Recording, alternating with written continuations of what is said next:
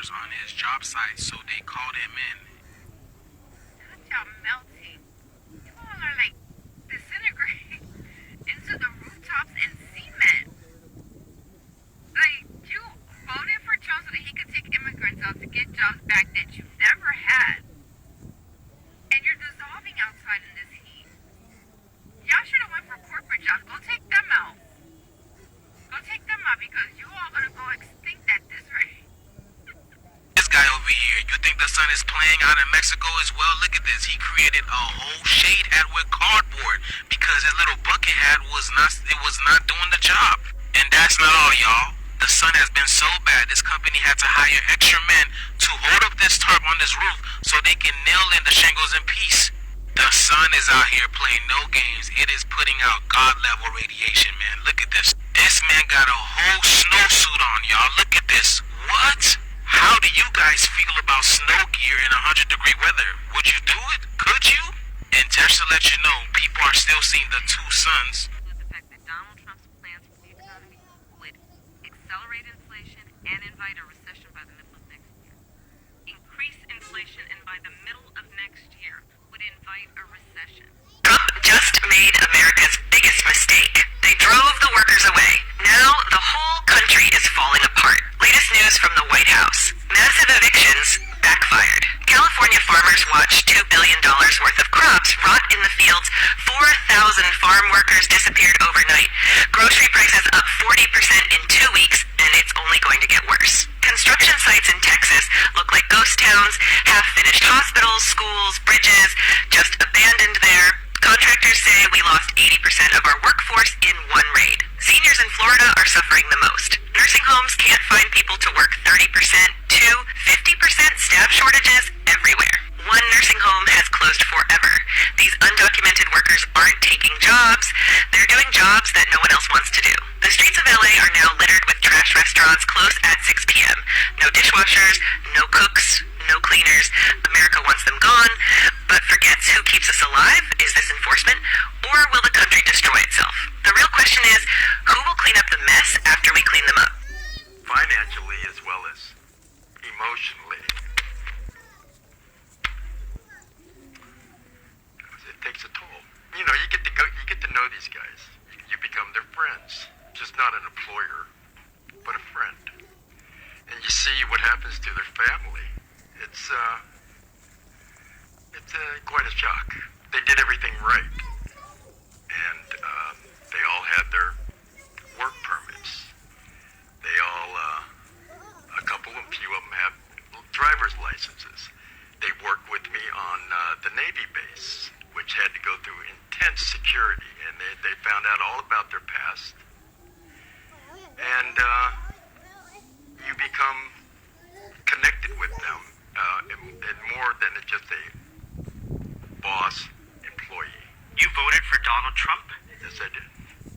If you had a chance to sit across the president like you do now with me, what would you say to him? Well, Alright guys, I got something weighing heavy on my heart. I really gotta get it out there. I realized I was wrong. I've been on the wrong side of history. I've been supporting the wrong party all along. And I thought people over the last few months. Decided I'm gonna go ahead and become a Democrat because there's a party of people that need freedom. They stand for the American people. They stand for what's best. And I don't know how I can apologize for being so far on the wrong side of history. real tough with your assault rifles and your sticks. You should be standing here with us. You're on the wrong side of history. We know you got a job to do. When you took an oath to the Constitution, not to the fascists in the White House. Think about what you're doing now. Think about what this means. Coming into our community. Peaceful fucking community. People working their jobs. They send in men in military fatigues. Weapons of war. Into our communities. And you stand here and you allow it. I am sick and tired of it. You should be sick and tired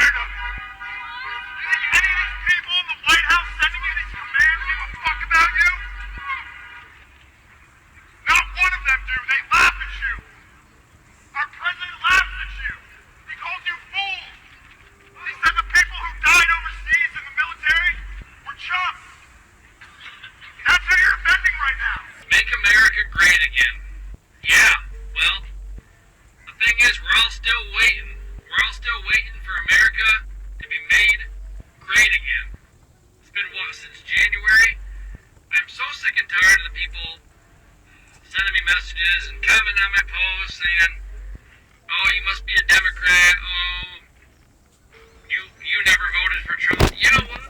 I did.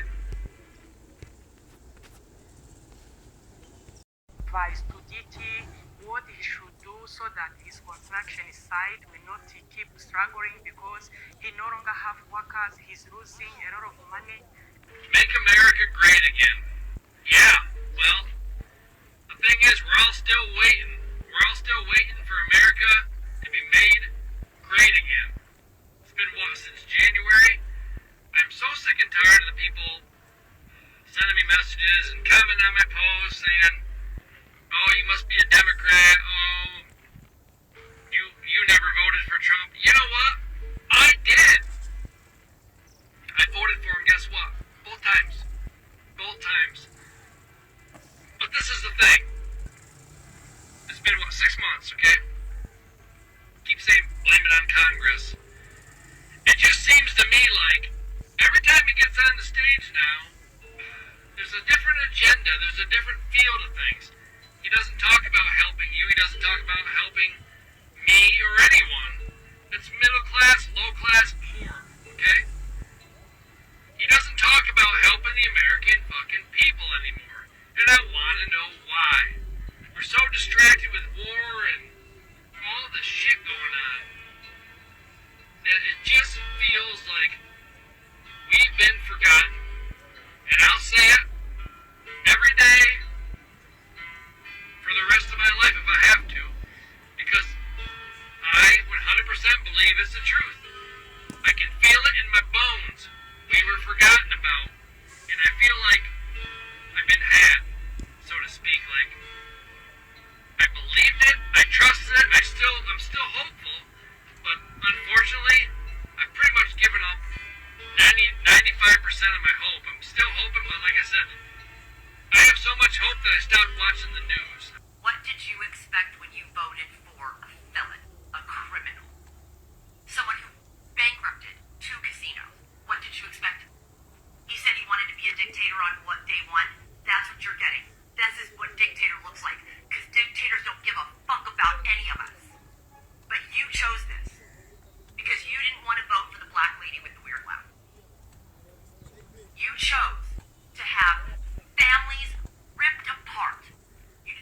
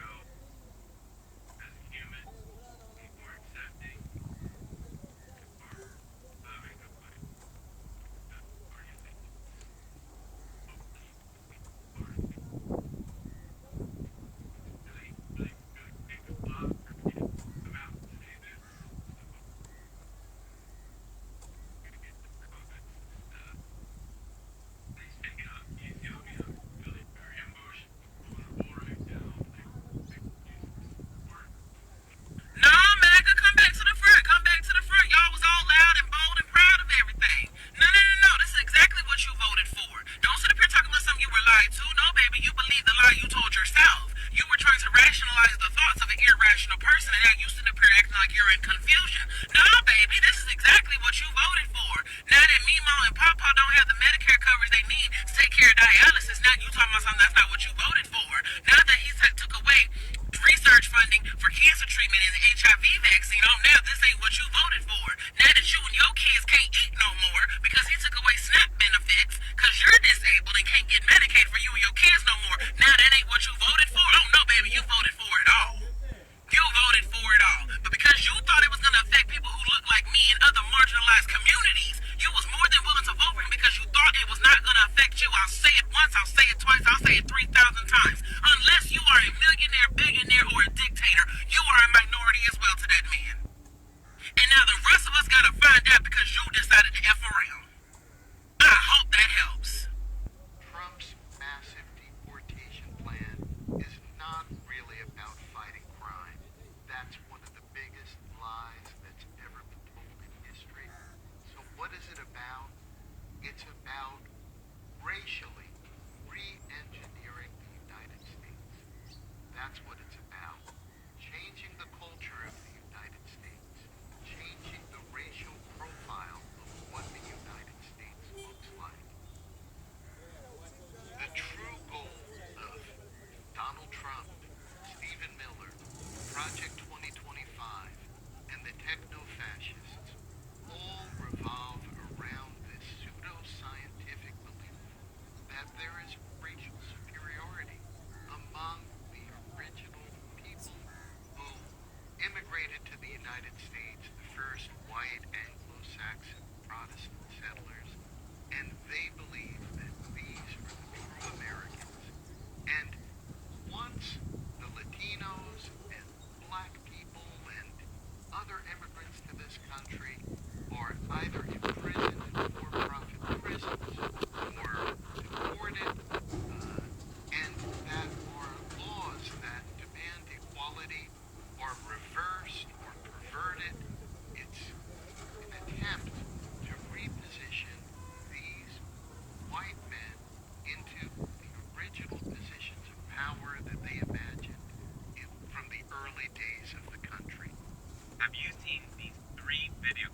Let's talk about them.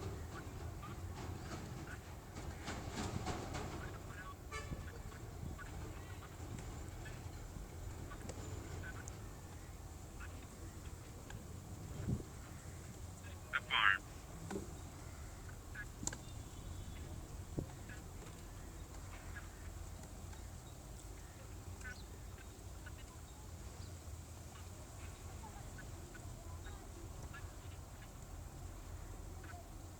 Meatpacking industry.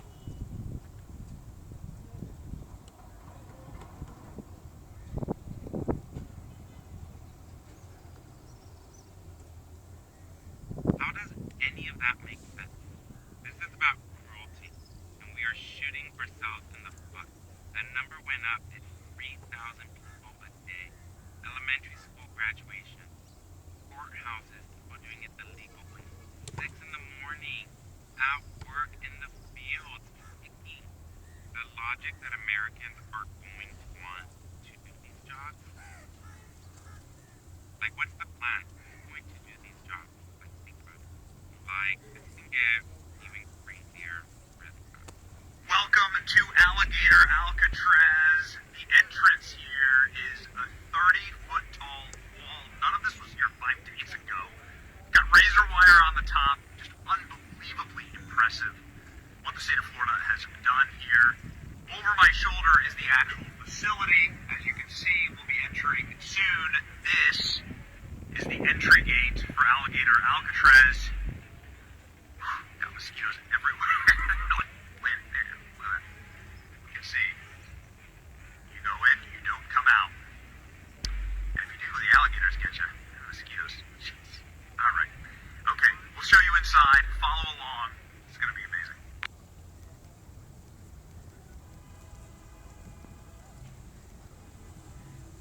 Amount of excitement that's coming out of this reporter that's reported from Alligator Alcatraz right now is truly unsettling. This is a legitimate fucking concentration camp, and nobody can convince me otherwise. I don't give a fuck what anybody says.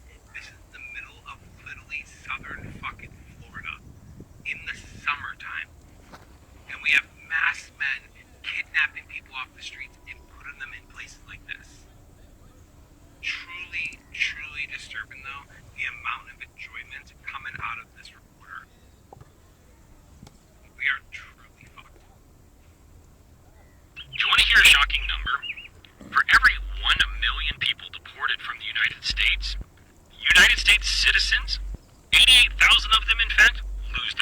jobs. Now, this isn't a new number. It's a number that we've known about since the Obama administration, when a study was commissioned to see how his mass deportations affected the workforce in the United States. And every year since then, they've continued to aggregate the data, and the numbers haven't changed. When you deport 1 million individuals, it doesn't raise wages magically. In fact, U.S. workers lose jobs. 88,000 per million. That's a pretty high number. That comes out to about every 11 people we deport, one U.S. citizen loses their job. And it's not just in constructions and the trades, it's in restaurants, it's in hospitality, it's in agricultural, it's in every job field across the United States. Because the program manager who's overseeing a housing development is going to lose their jobs when all of a sudden they can't build any more homes. The restaurant owner that might own 5 or 6 restaurants as a group is going to lose all of them when they have no back of the house staff, because the primary people in the back of the house in most kitchens in the United States are undocumented migrants. So if 88,000 workers per 1 million deported doesn't shake you up, maybe 1 per every 11 does. But either way, mass deporting individuals from this country does not help increase wages or make more jobs. The studies are clear for the last decade and a half.